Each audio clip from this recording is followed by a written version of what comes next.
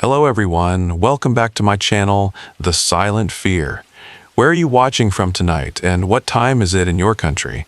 Have you shared my channel with your friends yet, or are you keeping these whispers all to yourself? Here we explore chilling true crime and eerie mysteries, stories that slip between fact and nightmare. Tonight I have another dark tale for you, the disturbing true crime of a quiet librarian who vanished without a trace. So, before you get comfortable, take a moment to like the video and subscribe, but only if you genuinely enjoy what I do here. Drop your location and local time in the comments. Now, dim the lights, maybe turn on a fan for that low, unsettling hum, and let's drift into tonight's journey together. You are lying there, aren't you? You finally found that sweet spot on the mattress, the one that doesn't scream about your poor posture choices, and you're ready to let the world dissolve. But the world doesn't always want to dissolve politely. Sometimes it leaves a paper trail. Consider Eleanor Vance. She was the kind of woman who existed in the margins, quiet, efficient, and possessing a terrifyingly precise memory for who hadn't returned a copy of The Great Gatsby in 1984. She lived alone in a house that smelled like Earl Grey and impending doom, right on the edge of a town that prided itself on having zero interesting features. Eleanor was a master of organization. She had a ledger for everything, her groceries, her electricity usage, and even a log of how many times the neighbor's cat stared at her with murderous intent. It's funny, isn't it?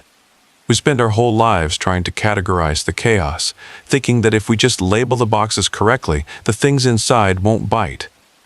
Eleanor believed that until the morning she simply wasn't there.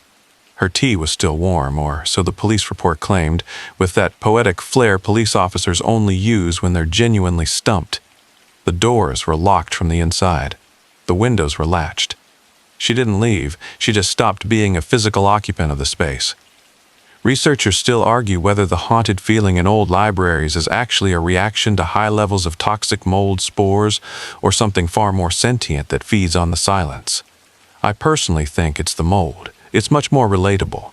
You know, Eleanor's case reminds me of the famous disappearance of Dorothy Arnold in 1910.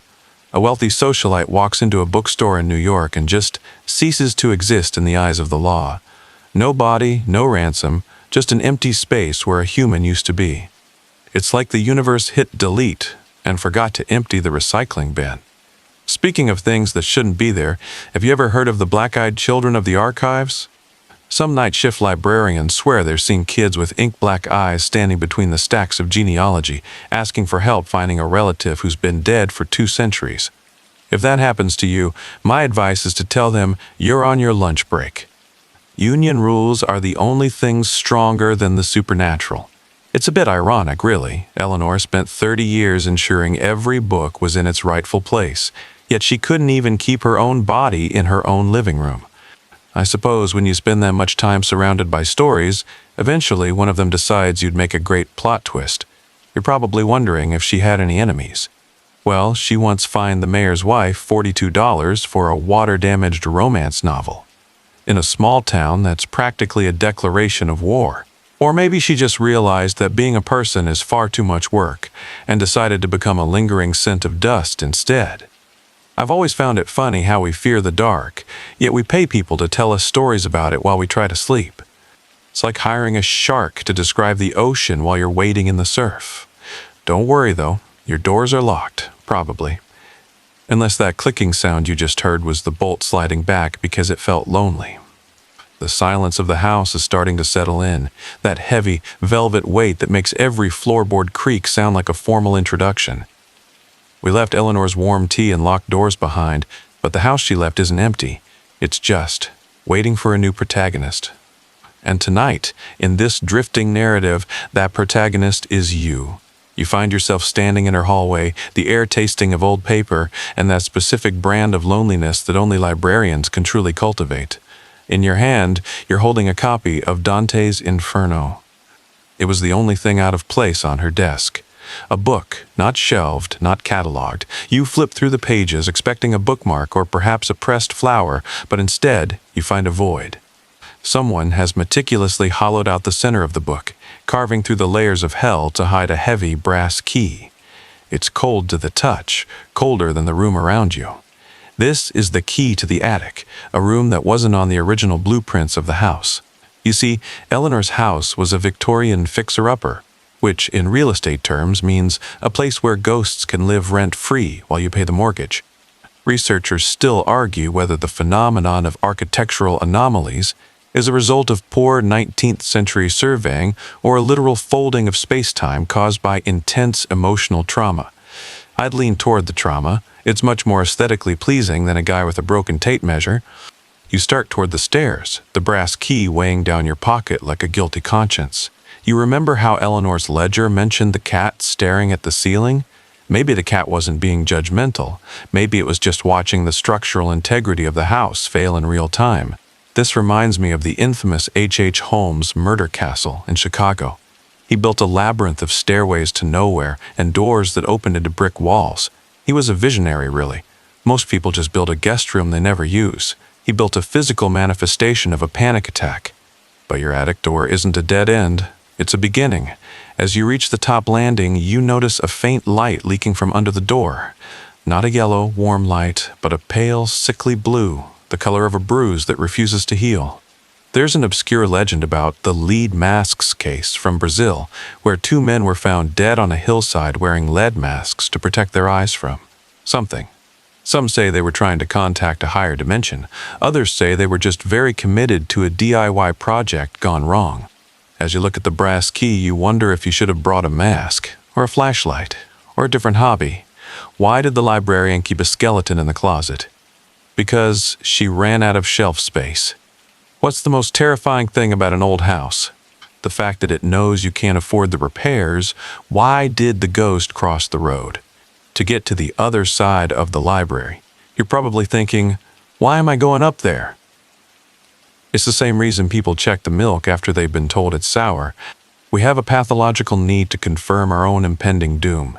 If you're tucked under your covers right now, just remember, the attic is always directly above you. It's the crown of the house where all the heat and all the secrets rise to settle.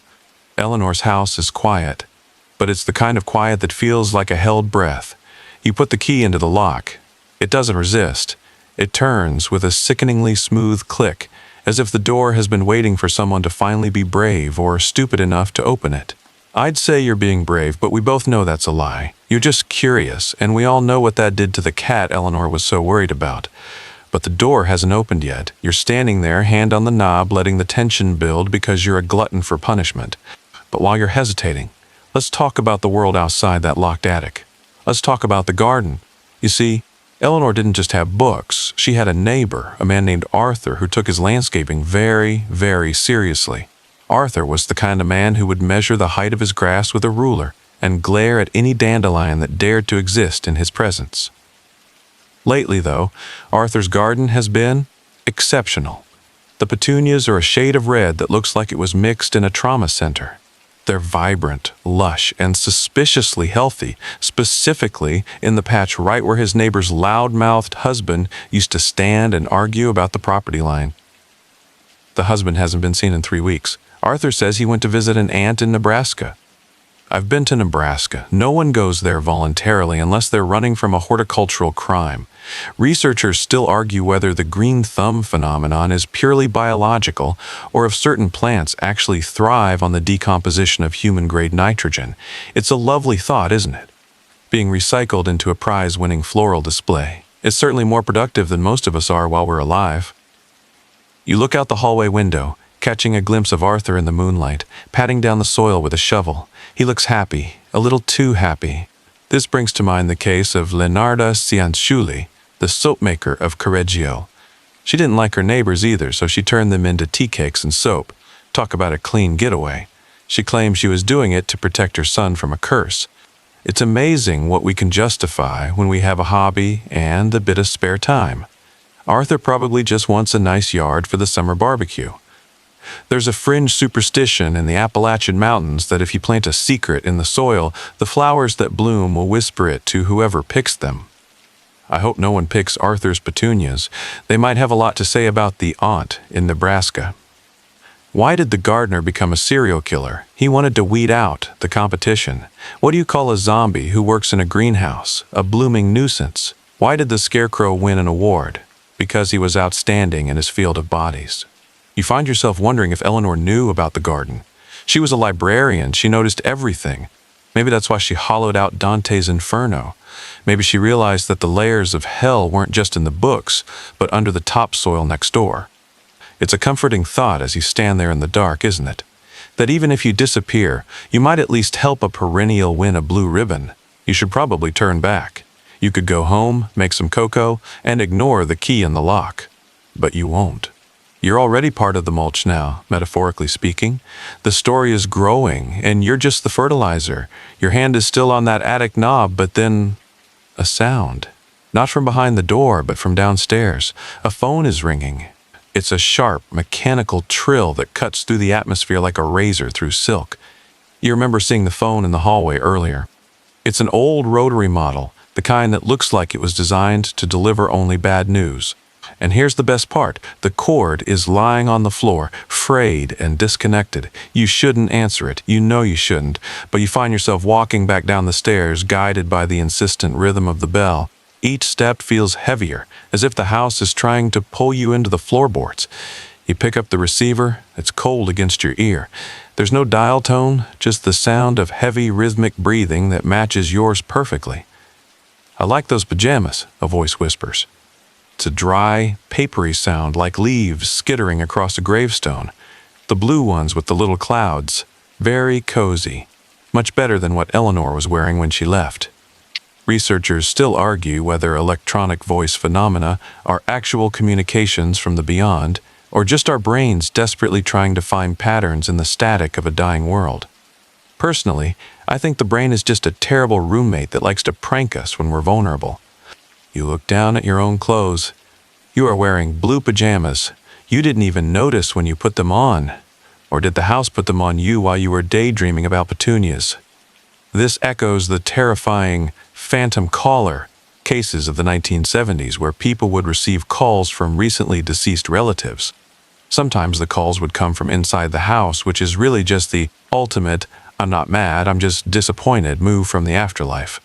If your dead grandmother calls you to tell you your house is on fire, you should probably listen. There's a fringe theory called the sensed presence effect, where people in extreme isolation start to feel like there's someone right behind them, just out of sight. It's often attributed to changes in electromagnetic fields. So, if you feel a chill on your neck right now, it's probably just your toaster having a midlife crisis. Or someone really likes your pajamas. Why did the phone go to the doctor? It lost its ring. What do you call a ghost who calls you every night? A telehaunter. Why was the rotary phone so grumpy? Because everyone kept pushing its buttons. The voice on the phone laughs, a short, jagged sound. "She's in the ledger now," it says. "Everything is in the ledger." Then the line goes dead. Not just silent, but dead. You're left holding a plastic relic of a bygone era, feeling very much like a character in a movie who dies before the opening credits are over. You're thinking about the low, unsettling hum I told you to turn on. Is it still the fan? Or is it the house humming along to your heartbeat? You should go back to the attic. The phone call was just a distraction, a way to make sure you were still paying attention.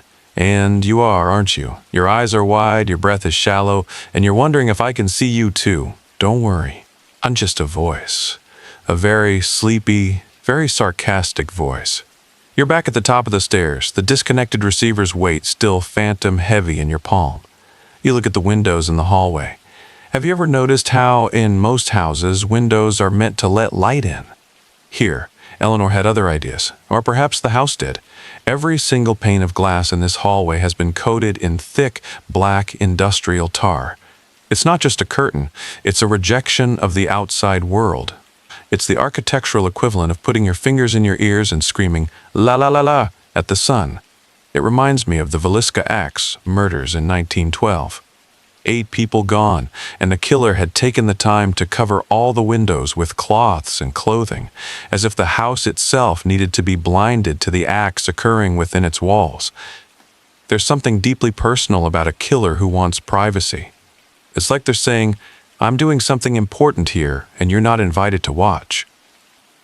I imagine Eleanor painting these windows, one stroke at a time, watching the world vanish until there was nothing left but her and the ledger. Researchers still argue whether light deprivation leads to visual hallucinations or literal shifts in reality where the brain, starved of external input, begins to manufacture its own physics. I think the brain is just an overachiever. Give it a dark room and 3 hours, and it'll invent a whole new religion based on the patterns in the carpet. You touch the tar. It's still slightly tacky, as if it never truly dried. It feels like the skin of something that spends its life underground. Have you heard of haint blue? In the South, people paint their porch ceilings a specific shade of pale blue to trick ghosts into thinking the ceiling is the sky, so they'll float away instead of coming inside. Eleanor did the opposite. She used the blackest substance she could find to ensure that whatever was inside stayed inside. It's a bold choice. Most people just buy a better deadbolt. Eleanor decided to become a human-sized shadow in a jar. Speaking of bold choices, Arthur the gardener with the Nebraska obsession is still out there. You can see his silhouette through the one tiny crack where the tar has chipped away. He's standing perfectly still, staring at the attic window. My first joke of the night: why don't gardeners ever have successful relationships? Because they're always trying to bury their problems in the backyard. My second: what's a librarian's favorite way to die? Between the sheets. And my third: why did the house go to therapy? Because it had too many unresolved openings. You're wondering if Arthur is watching you. He's not. He's watching the blue light leaking from the attic. He knows what's up there. He probably helped Eleanor carry it up. You feel that low, unsettling hum again, don't you? It's vibrating in your teeth now. It's the sound of the tar wanting to be let back into the glass. You move away from the tar-slicked windows, the blue light from the attic calling you back like a siren made of static. But you take a detour into Eleanor's study. This is the archive, the nerve center of her ledger-based existence. It's filled with filing cabinets that look like they haven't been opened since the invention of the wheel. You pull one open. It doesn't contain tax returns or recipes for Earl Grey. It contains checkout slips, thousands of them, for books that don't exist. Titles like The Geometry of Your Last Breath and How to Disappear Without Leaving Your Tea Cold.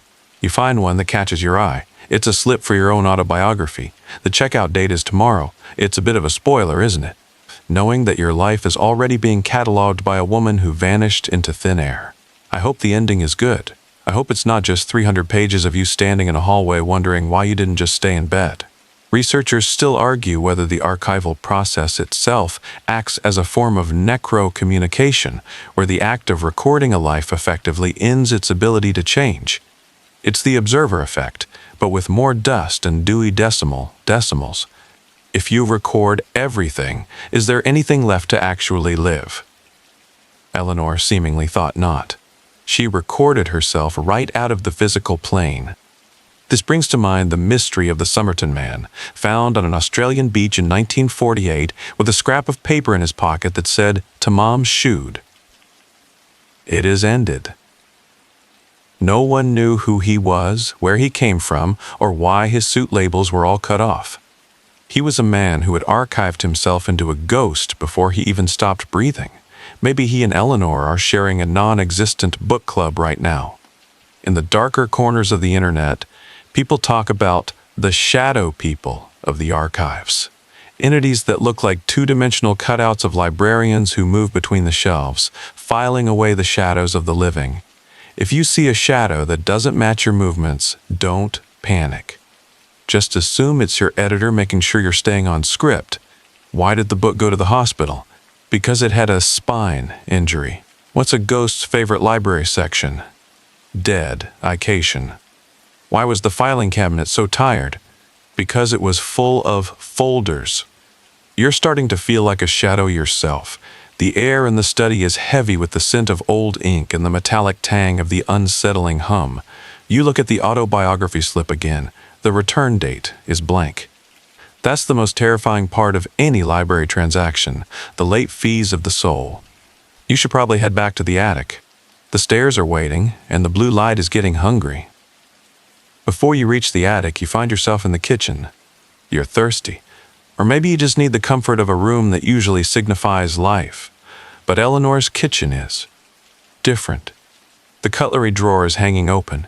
Every single utensil has been removed except for the silver spoons. They're laid out on the counter in a perfect circle, pointing toward a single cold cup of tea. There's an old superstition, particularly in the more secluded parts of the world, that you should never eat after dark without a piece of silver pressed against your tongue. The silver is said to purify the air you swallow, preventing the whisperers from taking up residence in your lungs. Eleanor clearly took this to heart. Or maybe she was just really into the industrial chic look for her breakfast nook. Researchers still argue whether these dietary superstitions were proto-scientific attempts to handle silver's natural antimicrobial properties or purely ritualistic behaviors designed to cope with the fear of the invisible. Personally, I think it's just an excuse to use the fancy spoons. Why die of a haunting when you can die with class? This reminds me of Mary Ann Cotton, Britain's first serial killer, who used a silver teapot to serve her special, arsenic-laced tea. She killed dozens of people, including her own children. Silver doesn't protect you from everything. Sometimes it's just the delivery mechanism for the end. You look at the cup of tea on the counter. It's been sitting there for days, yet there's no mold, no film. It's as fresh as the moment it was poured. Have you ever heard of agrypnia? It's a form of fatal familial insomnia, where the sufferer simply stops being able to sleep. Eventually, the brain loses the ability to distinguish between reality and dreams, and the person dies in a state of waking nightmare. Some say the silver spoon prevents the dream leak. You might want to grab one. You've been awake for a long time now. The house is whispering again. Or is it the silver? My first joke, why did the silver spoon go to prison? Because it was caught stirring up trouble. Second, what do you call a ghost who loves tea? A ghoul gray enthusiast. Third, why did Eleanor leave her tea? Because she realized the saucer was actually a portal saucer. You pick up a spoon. It's freezing. It feels like it was stored in the heart of a glacier. You put it in your pocket. A little silver protection for the attic. You're ready now. No more distractions. No more kitchens. Just you, the brass key, and the blue light that's starting to hum a melody you recognize from your childhood. You're finally at the attic door. The key is in the lock. But as you turn it, the unsettling hum changes. It's no longer a drone, it's a tick. 1,000 ticks. All at once, you realize that Eleanor's attic isn't a room for boxes, it's a room for time. You push the door open and the blue light spills out, illuminating a forest of grandfather clocks. Every single one of them is different. Some are ornate Victorian pieces, others are modern digital displays, and some are just gears hanging from the rafters. But here's the thing, they are all beating in perfect synchronization with your pulse. When your heart skips a beat, and it will, believe me, the clocks skip with you. You're not just in an attic, you're inside your own circulatory system. Researchers still argue whether time is a linear progression or a localized biological perception that can be anchored to physical objects. If these clocks stop, do you? It's a stressful thought for a Tuesday night. I'd recommend not thinking about it, but that's like telling a fish not to think about the water. This brings to mind the radium girls of the 1920s who painted clock dials with radioactive paint. They would lick the brushes to get a fine point, eventually glowing in the dark as their bones decayed. They were human clocks, ticking down to an inevitable, luminous end. The blue light in this room feels a lot like that glow. It's beautiful, in the way a forest fire is beautiful from a safe distance. But you're not at a safe distance, you're in the fireplace. There's a fringe theory called chronostasis, the illusion where the first tick of a clock seems longer than the others when you first look at it. In this room, every tick feels like a year. You feel your hair growing, you feel your cells dividing, you're aging at the speed of sound, or maybe the clocks are just making you feel that way. You see a small workbench in the corner. There's a half-finished clock there, its gears exposed like a rib cage. On the face of the clock, where the numbers should be, are names. Eleanor, Arthur, and yours. Your name is at the 12 o'clock position. The hands are moving toward it, slowly, inevitably. My first joke, why did the clockmaker get fired? He always took too many seconds for lunch. Second, what's a ghost's favorite time? Dead on arrival. Third, why are you still standing there? Because you've run out of time to run away. You're starting to see why Eleanor vanished. She didn't leave. She just got synchronized. She became a tick in the grand mechanism. And now, the brass key in your pocket is starting to vibrate. It's not a key anymore. It's a winding tool. The door is wide open now, and you step into the room. It's bigger than it should be. From the outside, Eleanor's attic is a cramped little triangle under the roof, but inside, it's a cathedral of rafters and shadows. The clocks are gone, or rather, they've retreated into the walls. They're ticking now, a muffled thud like a heart heard to a pillow. The blue light is coming from a mirror in the center of the room. It's a tall, silver-backed thing that doesn't reflect the room. It reflects a version of the room that is much cleaner, much brighter, and currently occupied by Eleanor Vance. She's sitting at a desk, writing in her ledger. She looks up, her eyes meeting yours through the glass. She doesn't look scared. She looks bored, like she's been waiting for you to finish your hallway journey for a very long time. Researchers still argue whether certain spaces can hold memory, like a magnetic tape, replaying events to anyone who happens to be on the right frequency. This is often called the stone tape theory. But this isn't a replay. Eleanor is moving. She's reacting to you. She taps her pen on the desk, a sound that echoes in your actual room. This reminds me of the Black Dahlia case, Elizabeth Short, whose body was found in a vacant lot, bisected with surgical precision. The mystery wasn't just who did it, but where. There were theories that she had been held in a room between rooms, a place where the normal rules of geography didn't apply.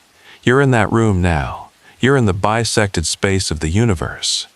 There's an obscure concept in non-Euclidean geometry where 2 points can be in the same place at the same time without ever touching. You and Eleanor are the 2 points. The mirror is the only thing keeping you from merging. Or maybe it's the only thing keeping you from realizing you've already merged. You look down at your hands. They're starting to look a bit silver, like the spoon in your pocket, like the backing of the mirror.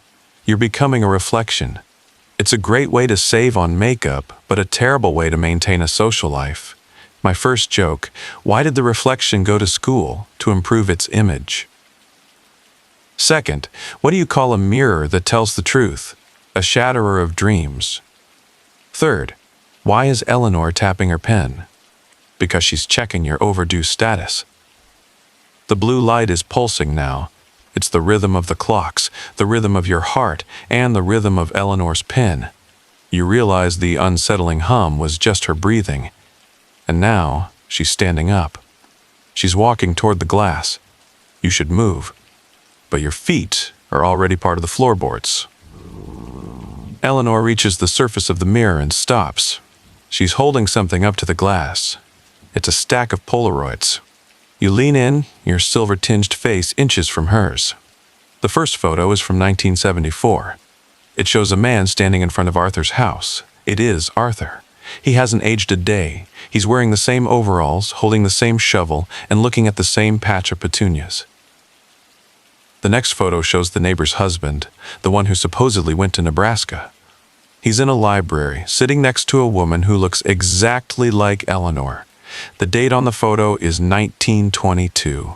You flip through the rest. Every resident on your street is there, frozen in various decades, looking exactly as they do now. This isn't a town, it's a wax museum that forgot to stop breathing. Researchers still argue whether photographic evidence captures actual souls or just light refraction that our brains interpret as spiritual presence. In this case, it seems the photos are capturing a static state of being, a town that is archived quite literally by the woman in the mirror. This brings to mind the Franklin Castle in Ohio, one of the most haunted houses in America. People have reported seeing faces in the windows that match photographs of people who died 100 years ago. It's as if the house is a giant camera and the occupants are the film. Eleanor's house is the same, but she's the one holding the shutter. There's a fringe theory about the chronovisor, a device supposedly built by a Benedictine monk that could allow the user to see through time. Some say the Vatican still has it. I think Eleanor found it and turned it into an attic. It's much more practical than a giant machine. You just have to worry about the dust. You look at the final Polaroid. It's you, not from the past, but from right now.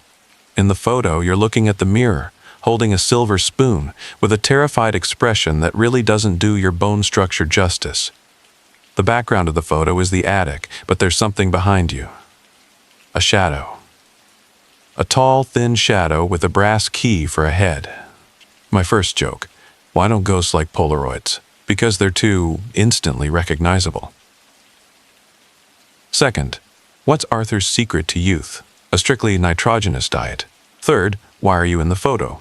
Because you've officially been checked out. The unsettling hum is now a roar. The mirror is starting to crack. Not into pieces, but into liquid. Eleanor is stepping through. She's not a ghost, she's an inventory manager, and you're a piece of stock that's out of place. As Eleanor's hand, cold, dry, and smelling of old parchment, reaches through the liquid silver of the mirror, you hear a new sound. It's a scratching. It's coming from inside the walls. It's frantic, desperate, and sounds suspiciously like 1,000 fingernails trying to find a way out of the plaster. You think back to the town, to Arthur and his petunias, to the painted windows. Is this what everyone is hiding from? The realization that they're all just scratching at the walls of a reality that has already been archived? Maybe the mass hysteria the town is famous for isn't a psychological condition, but a survival mechanism. If you scream loud enough, maybe the librarian won't hear you. Researchers still argue whether mass hysteria is a social contagion, a software bug in the human brain, or a collective psychic break caused by an external hardware threat. I'm leaning toward the hardware, specifically the hardware that's currently trying to pull you into a mirror. This reminds me of the Salem witch trials. A group of girls started acting strangely, and a whole town went into a murderous frenzy. We call it hysteria now, but what if they were just the only ones seeing the shadow with the brass key head? What if the witches were just people who had noticed the checkout slips for their own lives? There's a fringe superstition called Wendigo psychosis, where people in isolated communities start to believe they are being possessed by a cannibalistic spirit. They start to crave, well, mulch. Maybe that's Arthur's problem. Maybe he's not a murderer. Maybe he's just hungry for the static state. The scratching in the walls gets louder. It's forming a word: Eleanor, Eleanor, Eleanor, Eleanor. It's the sound of the previous protagonists who didn't make it to the final chapter. You look at Eleanor. She's smiling now. It's a thin, professional smile, the kind you give a patron when they ask for a book you know has been lost for 20 years. My first joke: why did the wall go to the doctor? It had a case of the scratches. Second, what's the difference between a hysteric and a librarian? One screams, the other makes you scream. Third, why are the nails scratching? Because they've run out of cuticles to bite. You try to pull away, but the silver spoon in your pocket is pulling you toward her. It's a magnet for the mirror world. You realize the silver didn't protect you, it just made you compatible. You're becoming a reflection in real time. You stumble back away from the mirror, but the low, unsettling hum you turned on earlier, the fan, the white noise, it's changing again. It's not just a drone anymore. It's a voice. It's whispering through the air vents in the attic floor. It sounds like your mother. Or at least, it sounds like what you think your mother would sound like if she had been recorded on a wax cylinder in 1922 and played back through a radiator. "Come down, dear," the vent whispers. "The mulch is warm. Arthur has finished the garden. Eleanor has your ledger ready. It's time to stop being a person and start being a record."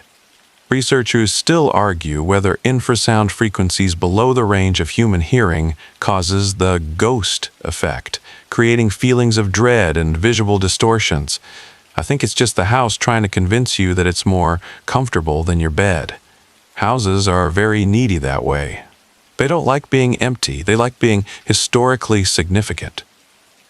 This brings to mind the Watcher of New Jersey, a family who bought a beautiful home only to receive anonymous letters from someone claiming to be its guardian. "Does the house know what lies in the walls?" the letters asked. "I will watch and wait for the day when the young blood will be mine again." You're the young blood tonight, and the ventilation is the Watcher's microphone. There's an obscure phenomenon called the hum, a low-frequency noise heard by people all over the world, often described as a distant, idling diesel engine. No one knows where it comes from. I suspect it's the sound of the universe's filing cabinet being opened. And tonight, it's being opened for you. The whispers are getting more insistent. They're telling you about the trial of the silent. They're telling you about the courthouse where no one ever leaves. You look at the vents. A pale blue vapor is rising from them. It's the same color as the attic light. It's the breath of the house, My first joke, why don't air vents ever get lonely? Because they're always circulating with friends. Second, what's the hum's favorite song? Anything by the Arkies. Third, why does the house want you? Because its occupancy rate is currently at 0% reality. You're feeling lightheaded. The vapor is filling your lungs. You're starting to believe the voice. Maybe the mulch is warm. Maybe being a record is easier than being a human. No taxes, no heartbreak, just a nice quiet place in a filing cabinet next to the Great Gatsby. The blue vapor clears, and for a moment, the attic isn't an attic. It's a courtroom. You're standing in the witness box. The clocks are the jury. The mirror is the judge. And the scratching in the walls is the court reporter. This is the trial of the silent, a legend the locals whisper about when they've had too much cider and the petunias are looking a bit too red. In 1922, the town had a cleansing.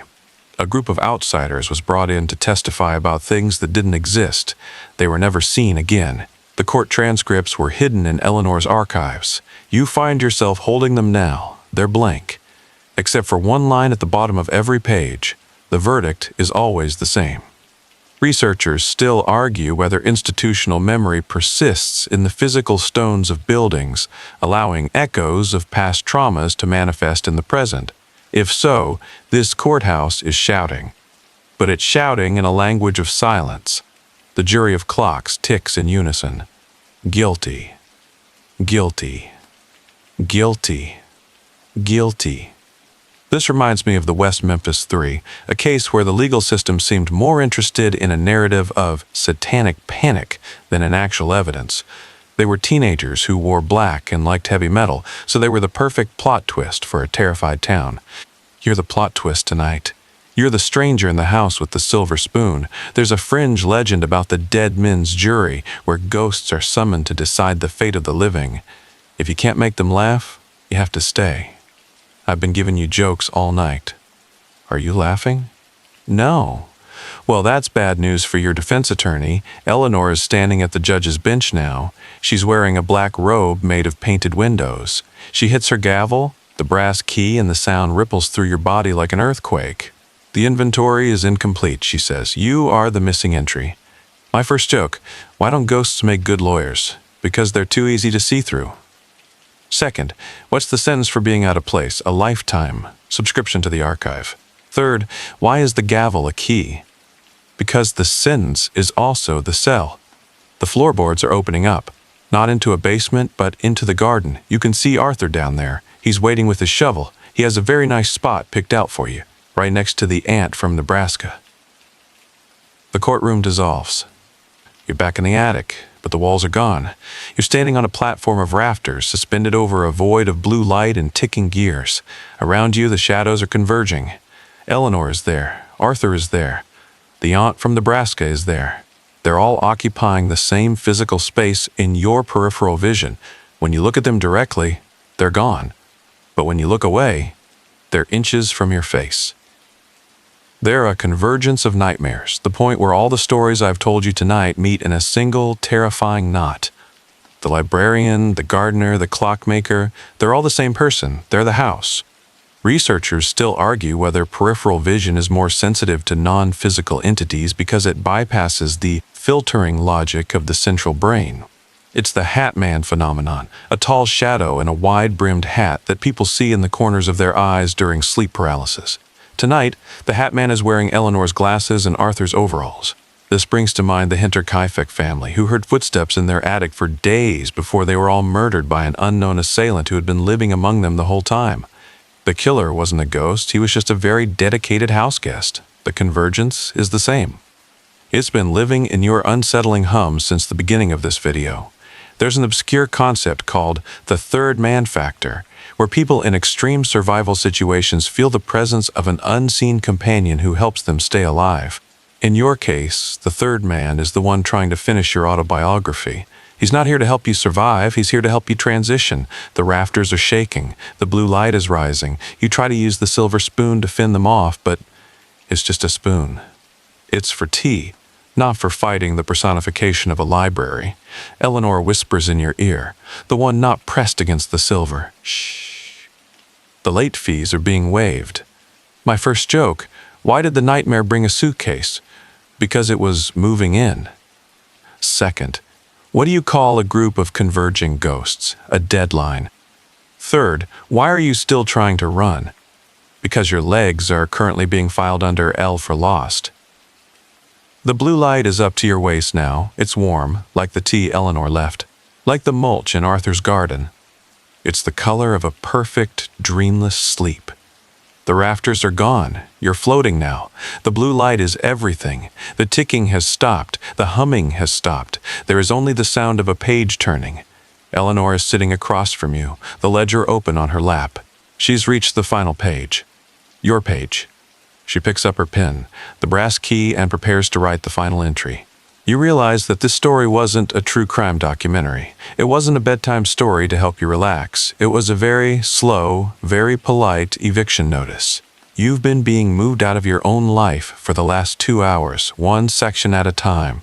Researchers still argue whether the end of a narrative signifies the end of the observer, or if the observer simply moves into the next story. I like to think you're just moving into a new collection. A better one where the windows aren't painted and the gardeners are much less suspicious. This reminds me of the Mary Celeste, the ship found sailing perfectly in the Atlantic with its crew completely missing. The food was still on the table, the logs were up to date. The people hadn't died, they had just exited the frame. You're exiting the frame now. The silent fear is finally silent.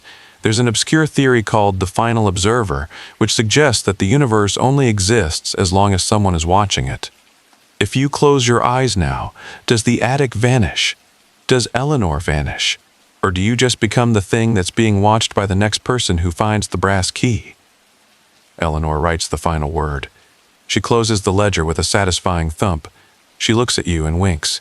You were a good read, she says. A bit repetitive in the hallway, but a good read nonetheless. My first joke, why did the story end? Because it ran out of inclinations. Second, what's a librarian's favorite way to say goodbye? See you in the stacks. Third, why are you smiling? Because you finally realize that the unsettling hum was just me tucked under the covers with you. Dim the lights. Turn off the fan. The mulch is warm, the archive is full, and the attic door is finally, mercifully, locked. Good night. Don't worry about the scratching. It's just the next chapter starting.